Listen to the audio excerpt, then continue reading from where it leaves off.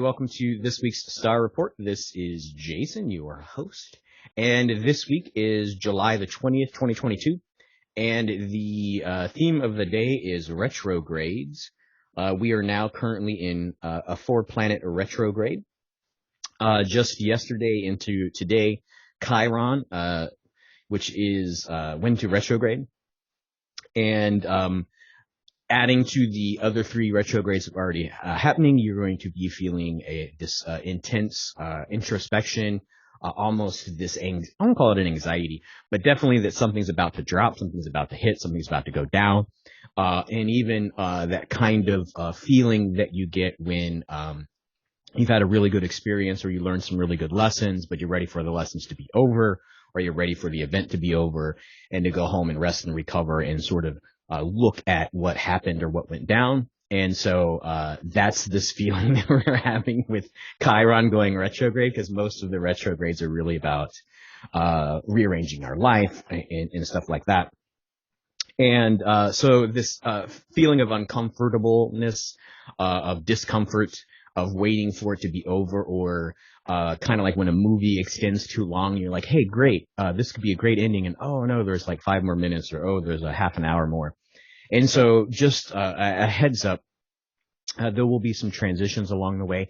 Probably really we're looking at this energy for the next couple of weeks until we get into August 8th or 8/8/22, and that August 8th is usually what they call the Lion's Gate.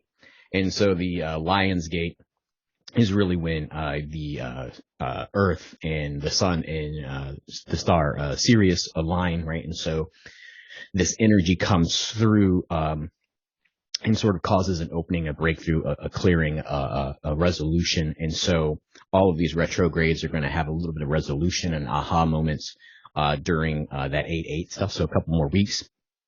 But the retrogrades themselves are going to last till October, November, December.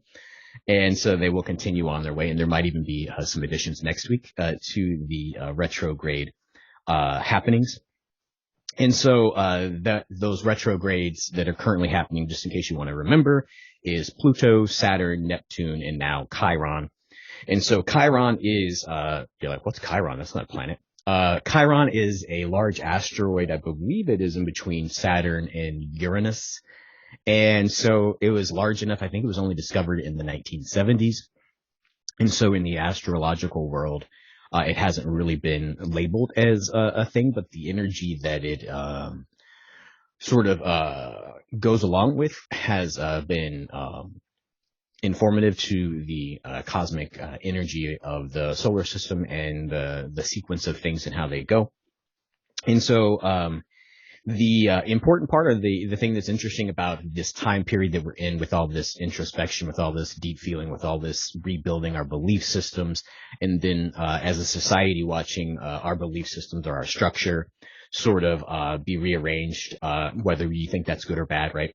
So it doesn't matter whether you're in the United States, whether you're left or right or center, the energy of the planet is changing and shifting stuff, right? So it doesn't matter your opinion of those shifts. It's causing the structure of things to shift and change.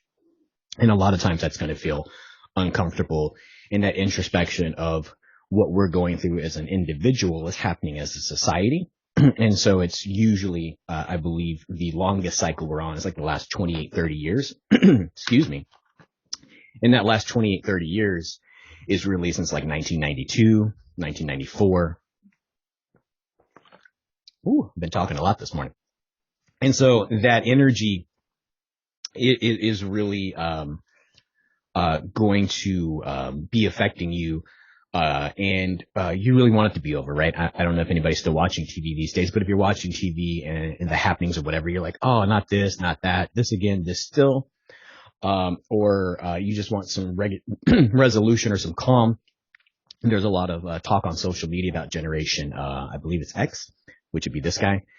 People who were what they call the latchkey kids, really being that transition between what they call okay boomers and all the other XYZ and millennial and so on and so forth. Right, that really sort of transitional generational stuff. of just sort of observing what's happening, being a part of change their entire lives, being sort of individuals, I don't say detached from society, but sort of responsible for their own selves, whether they thrived on that or whether that sort of crushed them and gave them a lot of anxiety issues or anything that's sort of going on with that. That energy is what's going on the planet right now. And all of these retrogrades are really going, hey, I know that's uncomfortable. What would you like to build instead of, or what would you like to build that is better than that? And so with that energy, Chiron is an asteroid, like I said, between Saturn and Uranus, and it's the ruling planet of Ophiuchus, I believe is how you pronounce it. I'm terrible at pronouncing Greek, which is interesting. And so that is the planet, or the astrological sign is the serpent bearer, right? So the person who brings the snake, which sort of gives us this hint of what's really happening or what could be happening, what's the possibilities, what's the good stuff that could be going on in ourselves and in our society. And that's really about the serpent bearer, or the snake that's on a staff, is a hint at Asclepius staff, which is a healing staff, right? So what is happening, what is occurring for society, for the planet, for the individual, for the soul, for the collective, is this collective healing. And sometimes collective healing doesn't usually feel that good, right? And so that sign of the serpent on the staff, you usually probably associate with those two crosses on a ambulance that has the blue cross and then the little line through it, and then has the little snake and a spiral on it. And that's the staff of Asclepius. And that really is the energy of healing, right? And so that has a couple of meanings to it, right? It could be the shedding of skin, right? The snake sheds its skin every year and becomes all new, right? So the idea of the healing is that we're shedding our old past, our old ways, and we're becoming something new, which is a good thing. And then it could also be about snakes are usually associated with medicine, right? And so sometimes medicine is to get rid of the things that aren't beneficial, aren't healing you right now, so that your body can heal itself, right? So it will get rid of the cause of some discomfort so that you can heal and be new in a different way. And so that staff of Asclepius is really interesting, because Asclepius used to be a part of the original Hippocratic Oath. So they would sort of honor and give honor to Asclepius, that serpent, that medicine, to say that they were giving an oath to be a healer in that sort of sense, right? So doctors are the ones who take Hippocratic oaths, in case you don't know what I'm talking about. And so that Hippocratic oath to do no harm, right, it is really interesting, right? And so when you take medicine, which sometimes causes illness or symptoms or side effects, in order to create something, right? So that is an original understanding of what medicine does. And even like plant medicine, sometimes plant medicines are purgatives, where you expel or you vomit toxicities from the body, so that you can all of a sudden become whole again, that the toxicities are gone and your body can function the way it's supposed to. So all these kinds of energies are happening with this Chiron going into retrograde. So this time that we've been spending together, wondering what's going on, Chiron is really like, here's some more medicine, or here's the last pill, or here is some things that might not feel good, might not look good, but what they're doing is they're causing us to shed our skin, which has either become too small for us, right? We need to grow, right? So snakes, when they grow bigger, are going to shed their skin to increase the size, the capacity of what they are as a being, as a animal. And so that could be part of it. It could also be that what we are isn't what is presentable or what is in fashion, and so we must shed our skin to be something new because the world has changed. All of that energy is something that's going on with the staff of Asclepius, or this Chiron being in Ophiuchus. There we go. Right, sign. So those things are really governing what's happening right now. And that's just sort of happening today. Yesterday is when that energy came in, right? So the energy of the planet is really at peak. What the heck is going on this? And so just sort of breathe into it, right? As you know, I just got back from transformational breathwork in Alaska, right? If you start to feel this anxiety, right, the thing that you want to do is take deep nose breaths. And then you want to exhale about twice the length of breath as you did in, right? So if it's like 1, 2 in, and it's 1, 2, 3, 4 out. And that's going to lower your heart rate. That's going to make you feel calm, and that's going to get some relaxation through the body. So go ahead and breathe through this new discovery, this shedding of skin, this taking of medicine that the cosmos is giving us, and look at it as a positive, that the things that are going away because there's something better coming around. And the better your point of view is, or the more intense your point of view is, that there is something good coming from what may be perceived as bad happening to you now, or difficult, or long in duration, that the payoff cosmically in the cycles of time is always good, right? Humanity always, as a consciousness, not necessarily as an evolution of our physical form or our structures, but as a consciousness, the evolution is always towards higher vibration of better, gooder, more good than less, right? And so just sort of have that perspective, because perspective is really what is the transformer of your reality. Because I think I've mentioned this on here before, waterboarding and baptism have the same physical mechanism in the body. And so it's the intention that you have when you're going into it as to, is it a breakthrough spiritual experience, or is it a traumatic experience? So if you look at what the changes are going on in society as something that is necessary, and that there's something brand new, and it's really good medicine that the cosmos has arranged for us, then it's going to have a lot better outlook on what's happening, and your participation in it. You might even be a way shower for people to understand this perspective that good things are on the way. Although, some people might think you're crazy because the world seems not good for them. So that brings us into today. We're not even talking about this week yet. So that brings us into today, where Pluto is the closest to the Earth it is all year. And so Pluto is in retrograde. And so being closest to the Earth that is all year, it's also in alignment with the sun. And the Earth is helping us to see not just this life, but all of a sudden the cumulative experience of your human existence, right? And so in this understanding, you have been here more than one lifetime, meaning that there's reincarnation and you've lived past lives. Also that you are going to live future lives. And so the understanding with Pluto being in alignment, it's really sort of shining light on, through the alignment with the sun, shining light on all your past lives. So everything that's sort of epigenetically built through you, your family, your DNA, and your past lives, about what's going on, that is all being shown to you, right? And so that might be part of the energy. You might be having weird dreams. Your sleep pattern might be jacked up. Because you're starting to see these strange things, and it doesn't seem like you. It doesn't look like your physical form in these dreams. So you're not associating the lessons that you're seeing in these dreams as something that's a lesson for you. This alignment with Pluto in the retrograde is really this deep understanding that you have this eternalness to you that is becoming awake. And all of these things that are happening in society are really trying to bring you into this nice growth, this really come into your own of being this divine, eternal, spiritual being that has power to create for itself, and has the power to be a source of good or light for the world. And so not too much pressure to be what you always have been. But yeah, there you have it. And so that this oversoul of yous, right? So this conglomeration of what all those lifetimes are, you're becoming, or you're magnetizing into this now, right? So the idea of we are all one, or we are the world, that's the 80s Generation X kids.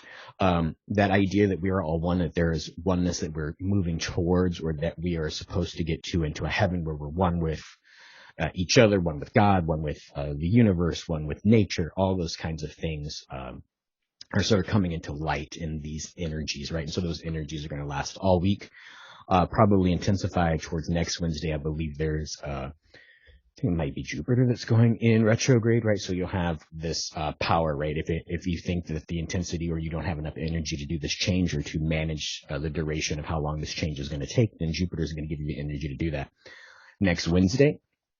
And so I had a note here that I wanted to talk about stuff, but it was way back there, but I'm going to mention it anyway because it's cool. Right. So the idea of the serpent and being beneficial, right? Sometimes the serpent is also associated with the energy that moves up and down the spinal cord, right? And so the staff would be at your actual spine, and the serpent would be the energy as it spirals up or down it. based on whether you're having a spiritual thought or whether you're sending back the information of what that spiritual thought or effect had on the body to come back up to the spiritual center. And so the idea that Alberto Villadolo, I think that's how you say his name. I'm pretty bad at pronouncing names, but he has a prayer to the four directions of opening sacred space. And so to the south, to the winds of the south is what he calls it. Great serpent, he calls it. Teach us to shed our past the way you shed your skin. To walk softly on the earth, teach us the beauty way, right? So it really is about being able to be more at one with the energy that is within us. So that could be an energy that you can sort of take and a beauty that you can take with you, right? That it is beautiful that you are having these changes and that you are changing in this way, not because you're out of control, because you're wrong, but because the cosmos has given us the energy to do so. So that's the little tidbit of taking like, oh, it's going to be a great week.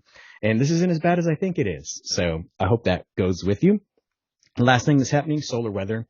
We haven't had too many solar flares. The ones that have been flaring, I think there was one yesterday and then a couple days ago before that, all flared and didn't go earth facing. So no matter how large they weren't coming at us. And so we won't feel the impact of those. The sun is sort of picking up. There's tons of sunspots. So there's a lot of potential this week for things to kick off or for sparks to happen. That's going to contribute to a little bit of the anxiety about this change that you're going through.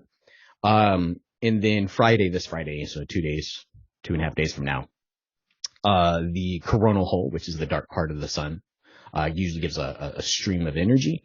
And like if you saw the video last week where that coronal hole hit, then there were earthquakes in Alaska. So there should be seismic activity based on that, right? So you'll feel the pressure, or maybe if you're very attentive to subtle energies, you'll feel the ground shifting beneath you, or the shifting, the change in the planetary system, as well as the change within you.